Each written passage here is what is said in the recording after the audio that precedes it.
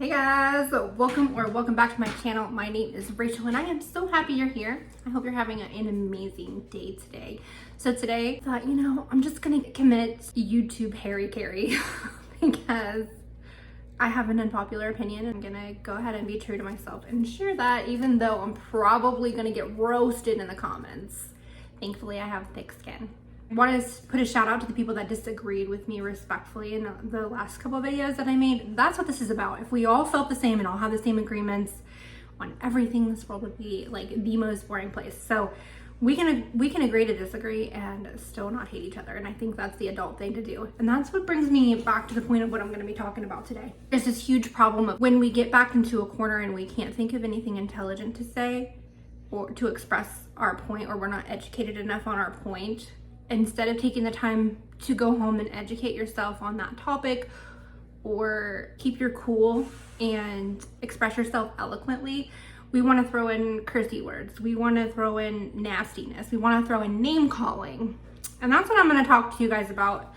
And you're going to see me looking down a lot because I'm kind of a YouTube newbie. So I don't know how far I can take it as far as legalities and logistics and without plagiarizing this article that I read from MSNBC. I will go ahead and link the article below so you can read it for your own. I'm just going to kind of paraphrase, I guess, and talk about some things that really bothered me in this article.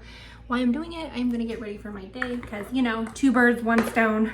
I was outside today. I'm like out of this.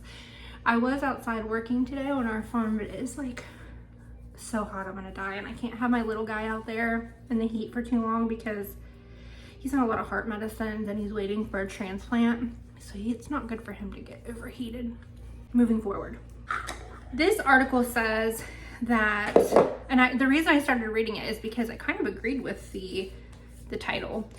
No matter who wins the Johnny Depp Amber Heard trial, America has lost. I agree with that wholeheartedly, just because we're so divided and we're so on two different spectrums in our opinions, and the fact that listening to their behaviors, it's just sad. It's just sad. And I know a lot of people in my comments in my other videos, like, I haven't been watching the trial, I'm not interested.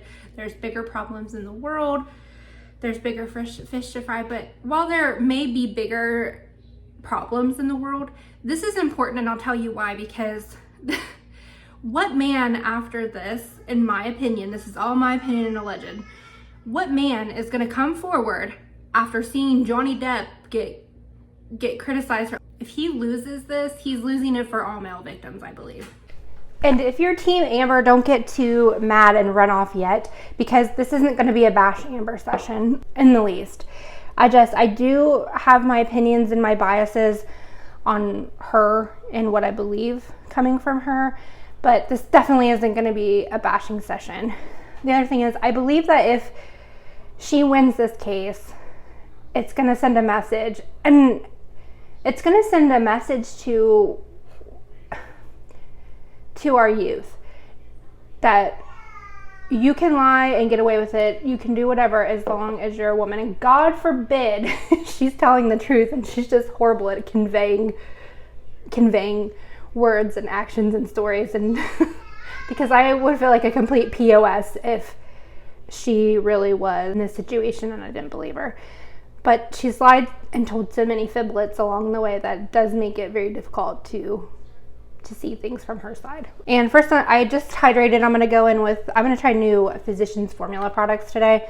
I'm going in with the Butter Believe It Putty Primer. I've never used this before, and I'm looking for some new drugstore finds. As of filming this, the jury is still deliberating, and this article says that the jury is still deliberating, but the court of public opinion, they've already kind of made up. Ew. That's weird. I don't know how I feel about that. I'll try it anyway. It says the court of public opinion has kind of already made up their mind in the internet. So while not everyone is on Johnny's side, according to this article, there are 8 million hashtags for I Stand With Amber on TikTok, I believe. And then there's 15 billion for Justice for Johnny. So you can see the vast majority is leaning in towards believing him. And I honestly don't think that it has anything to do with his status. I don't watch TV and I don't watch movies. My friends are constantly maddened by the fact that they're like, oh, did you see this XYZ movie? And I'm like, no, I don't watch TV, I don't watch movies. I do watch a lot of YouTube though, I'm not gonna lie. It's saying that they think that a lot of the negative press is coming from conservative websites that are like paying people to do this. Or I would like to find these people that get paid for doing this stuff. Like, how do you get into a career of like, okay, I'll put someone on blast if you pay me X amount of dollars? Like, where do these people come from? I don't know. I'm from a little hick town, a little small town USA. I don't know how this stuff works.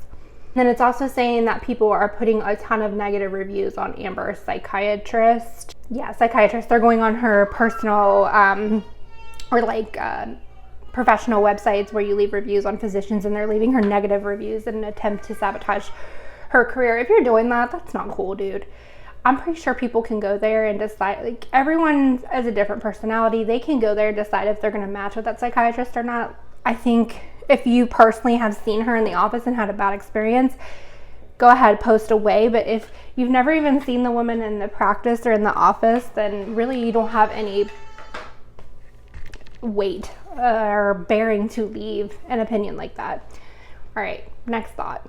It's saying while the trial is revealing a lot about the two parties involved, that it's also revealing a lot about us as a culture. That's what this article says. It says, why is our supposed progressive culture suddenly obsessed with old school misogynistic tropes about lying harlots? How do we go from believing women to cheering their humiliation? Okay, I have two thoughts on that. First of all, really, you're a reporter and you're supposed to be educated. Why are we already 2 paragraphs into this article and you've already resorted to name calling? Misogynistic tropes, obsessed with harlots? What? I don't even know what a trope is, I'm gonna be honest with you. Hey, editing Rachel here. I just wanted to say that I'm a big believer in like not talking over people's heads. So I think that comes from years of nursing and trying to talk in layman's terms and not leave people in the dark about what certain words mean. And I'm also a big fan of like, if you don't know what a word is, you're not stupid. Just say you don't know what it is so people can explain to you and you can educate yourself and learn. So I'm gonna put some definitions in here and there. So if people are like me, maybe don't know what a word means, or I'm using words that aren't common in everyday vocabulary, that you can be educated and know what they mean. Okay, bye. So why are we going to name calling? Why is it all of a sudden? So if a man gets beat and he says that he's getting beat by a woman, he is misogynistic? Because that's what this comes down to, is that he's saying that she chopped his finger off, but he's misogynistic because he's standing up for himself. Not that, like I said, not that he's perfect. Let me tell you what, he has his own demons and his own problems. And how did we go from believing women to cheering their humiliation? I don't think everybody has been in the mindset of believing all women. Have you been in the mindset of believing all women? For example, their perfect flaw in this is if Amber Heard and her ex, I don't know if they were married or not, her ex-partner got into that fight at the airport. Amber was charged and then those charges were dropped. So if we're supposed to believe all women, what do we do in that situation? She's saying she hit me. She's saying she didn't. They're both women. Who do we believe? You can't just believe everyone or take them at face value based off their gender. If we're going to do that, are we doing that for everything or just? So are we doing that for, let's take that Downs woman, Diane Downs. She said she kill her children. She's a woman. Should we just believe her even though the evidence and the facts point to the fact that she did in fact kill her children? Are we just supposed to stand by and believe her and say that, you know, it's the cops, they're misogynistic? I mean, I don't understand this mentality and it drives me absolutely insane. What in the world happens to believing people based off the content of their character, the words that they say, their actions, their truths, the things that they're involved in, the things they do? I don't know. It just comes down to like, we're just gonna all of a sudden believe people based off of their gender, whether or not they have any truth or validation to what they're saying. So it means I can just go around everywhere and just say that things happen that didn't happen and you're supposed to believe me. As far as saying that we're cheering her humiliation, I am definitely not cheering her humiliation. Honestly, I actually feel bad for her. Can you imagine being in her position and feeling so insecure and traumatized from your past, according to her, that you're willing to cling on to somebody so tightly, like sand that's just going through your hands, and you're just clinging on for dear life to that person who just wants away from you because of the things you've done to them, and you're gonna die if they leave and this and that. Can you imagine how that must feel? I'm sure it feels terrible, and I wish she could get the help that she needs, but I'm not even going to go into that because I have a whole soapbox about mental health in the United States of America not being where it needs to be. Going on in the article, it's talking about the online commentary in the trial that contrasts sharply about her describing more than a dozen experiences with violence, to which Depp responded that those were insane, not true, completely false. And he himself has been known as a Southern gentleman, and sending her texts calling her a worthless. In others, he joked about wanting to smack that ugly. He also joked about burning and raping her body in a text sent to a friend. I don't know if any of this is true, but if they are, those are ugly comments, Johnny. Those are ugly comments. I don't feel like any of those comments should have been said. I feel like they're nasty and disgusting. On the flip side, what kind of comments has she said to him? We've all heard everything that she said to him. It's ridiculous. It's absolutely ridiculous. They were both toxic. They were like she's like gasoline and he's like a fire. And putting them two together just completely took things out of control into the next level. I think they were both hateful and mean to each other. I think they were both wrong in a lot of instances. And I also know that two wrongs don't make a right, but I also want to say I'm surprised that Amber's attorneys or her psychiatrist didn't bring up the fact that a lot of times if a person who is in a relationship with this might be too late for me. I've been getting a lot of sun lately. A person who is in a relationship with someone who has a narcissistic borderline or histrionic personality disorder can actually take on those traits or mimic those traits. It's kind of like that old saying that my grandma used to say, that you can only kick the wolf so many times before he attacks you or bites you. Just because someone's a nice person and they've never hit anybody, how much can they take before they snap?